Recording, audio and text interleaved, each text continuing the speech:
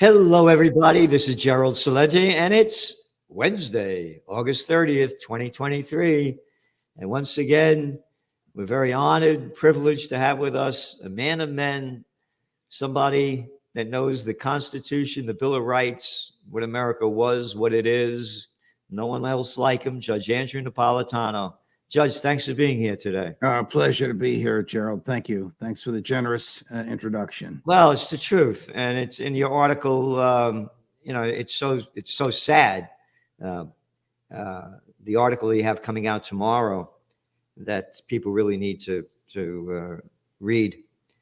And again, you follow the judge. You go to his website, Judging Freedom, and he's giving you the information that you're not getting anywhere else when it comes to the Constitution, the Bill of Rights, and what happened to our life, liberty, and the pursuit of happiness.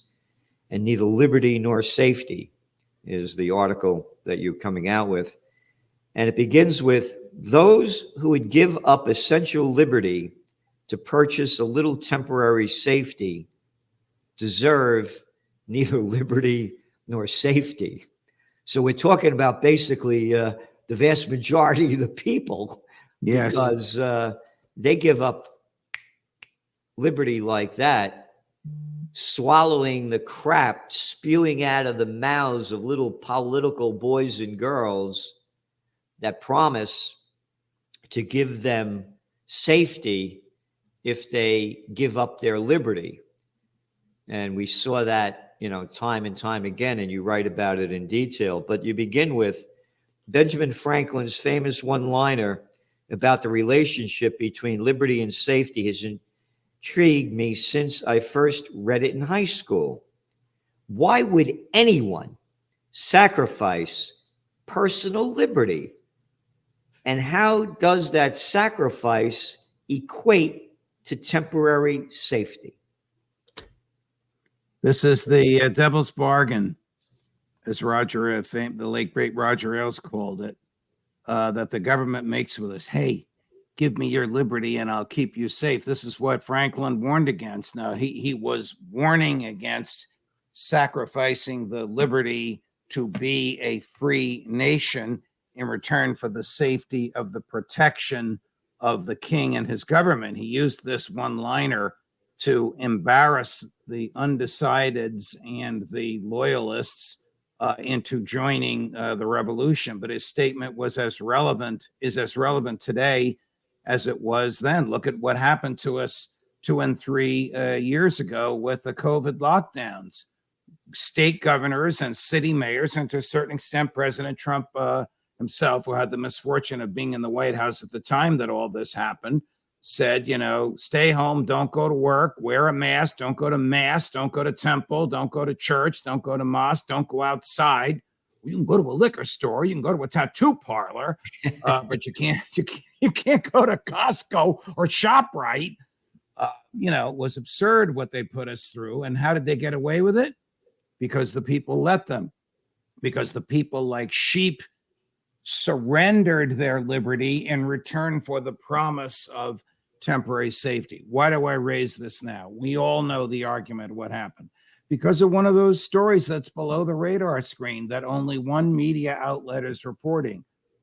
Steve Forbes at Forbes Media reports that the Department of Homeland Security has been coercing TikTok, the app owned by ByteDance, owned by the Chinese government, controlled by the Chinese Communist Party, that they are coercing TikTok into surrendering its algorithms and its operating systems to the federal government. Now, this is work product, private, proprietary. It's like the government knocking on your door saying, give me all the codes to all of your electronic devices. Why would anybody do that? Because the government is threatening to shut TikTok down. Why? You guessed it, in the name of safety. The government wants to keep us safe from TikTok. A child's toy, even though sometimes I use it, that basically posts what you give it. The government says will keep us unsafe. It's going to spy on us. Nobody spies on us more than the federal government. They want that algorithm of TikTok so that they can use it against us.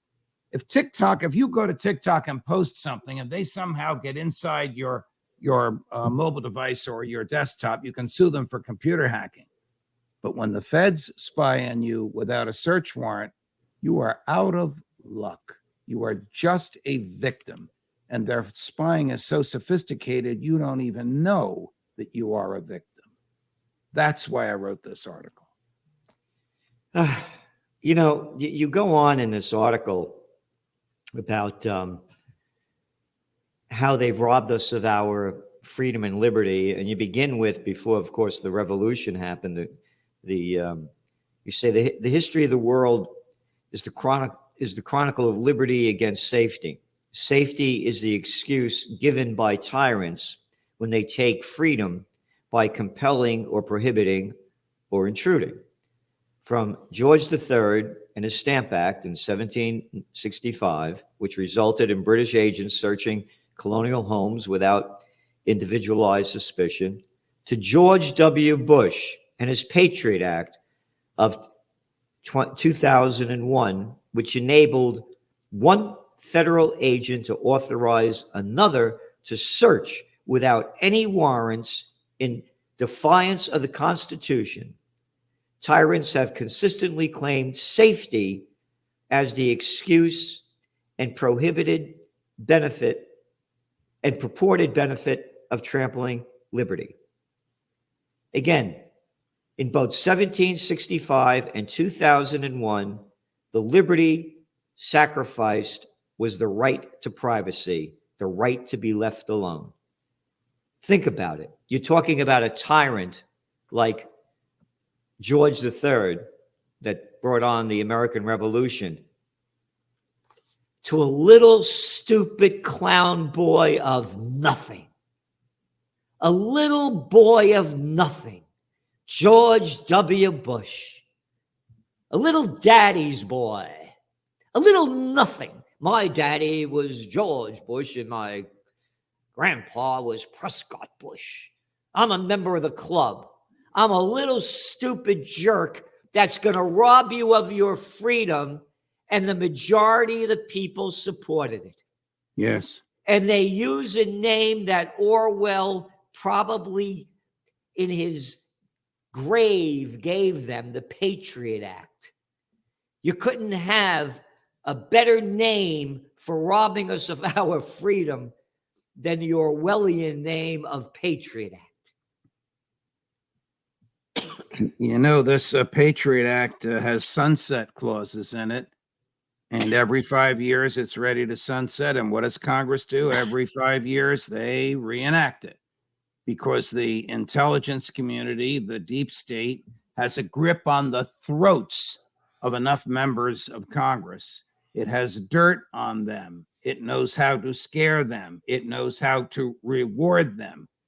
And they always vote to reenact this monstrosity, which is a direct assault on the Fourth Amendment. The Fourth Amendment was written to keep the government off our backs, out of our bank books, out of our faces, out of our bedrooms, out of our living rooms, out of our communications. That's not me. That's Justice William O. Douglas. And yet the government we elect hires deep staters to do just that, the opposite of what the Fourth Amendment was written for. They do what the Fourth Amendment was written to prohibit. And where are the people protesting this? You're the one with a few people talking about this. Where are the people? Again, as you mentioned right here in the COVID war, you mentioned how people just followed through and do what they were told. And of course, they attacked. I'm one of the most hated people in Kingston, New York, because I held a rally, a freedom rally, when everything was locked down, when another arrogant little boy of nothing, my name is Andrew Cuomo. My daddy was Mario Cuomo, the governor of New York. And I'm telling you to close down your businesses. But again, and you know why they left the liquor stores open? Because they get a lot of tax money on booze. Correct. That's why they wanted it. Correct. Oh, and that little clown boy that I renamed the Tappan Zee Bridge after my daddy, the Mario M. Cuomo Bridge. Oh, you forgot to put the M there. Take down that sign and redo it and put that M up there. Yeah, it cost us $30 million. You're not exaggerating. This is what happened. These are the clowns, and the people bow down, bend over, and suck the crap coming out of their mouths. Liberty is a dirty word. You're only allowed to follow the government. Well, when you held that rally, I was happy to be one of the speakers at it. But you're right. There were people there who harangued and harassed us because we were defying government orders for which the government had no authority, orders for which the government had no consent, orders that purported to tell you and your friends what you and we could do on your private property, your side yard, your beautiful garden. They can go take a hike when it comes to telling us what to do on private property. And the place was packed. Yeah, there were a couple of characters there, but it was overwhelmingly packed and much appreciated. Yeah. And again, thank you for coming and you know what you've done.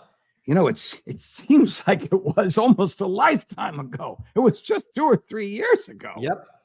Yeah, it was 2000, July of 2000. Yeah, 4th of July. You have over here,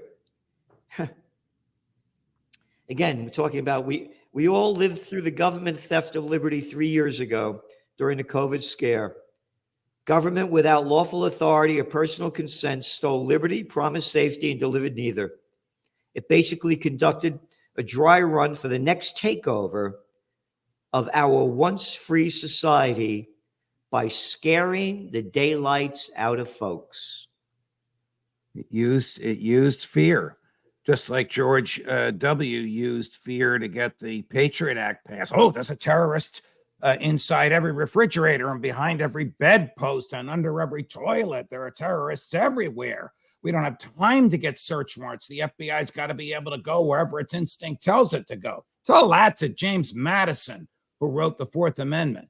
Tell that to the British colonists who endured the same type of nonsense from the British king, who allowed his agents to break down doors looking ostensibly for stamps. Yeah.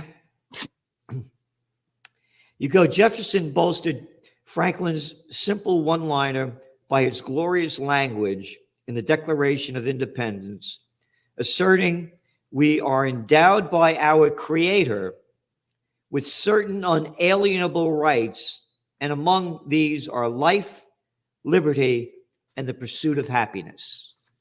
Happiness? Why, how dare you talk about happiness? Happiness is not allowed. You know, you read Washington's farewell address.